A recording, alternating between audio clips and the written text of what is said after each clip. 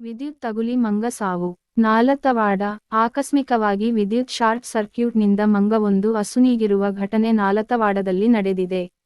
ಪಟ್ಟಣದ ಕಿತ್ತೂರು ರಾಣಿ ಚೆನ್ನಮ್ಮ ಸರ್ಕಲ್ ಹತ್ತಿರ ಆಕಸ್ಮಿಕವಾಗಿ ವಿದ್ಯುತ್ ತಗುಲಿ ಮಂಗ ಮೃತಪಟ್ಟಿದೆ. ಅದಕ್ಕಾಗಿ ಸಾರ್ವಜನಿಕರು ಮಂಗನಿಗೆ ಭಕ್ತಿ ಭಾವದಿಂದ ಅಲಂಕರಿಸಿ ಪೂಜಿಸಿದರು. ತದನಂತರ ಅದ್ದೂರಿಯಾಗಿ ಬಾಜಾಬಜಂತ್ರಿಗಳ ಮೂಲಕ ಪಟ್ಟಣದಲ್ಲಿ ಮೆರವಣಿಗೆ ಮಾಡಲಾಯಿತು.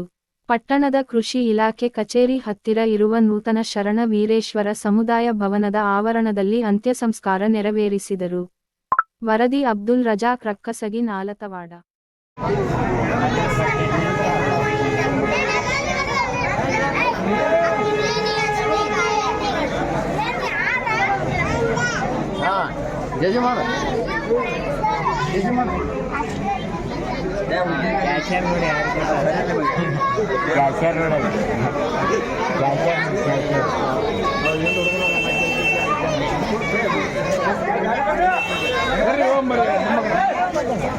ಗಾಡಿ ಬರ್ರ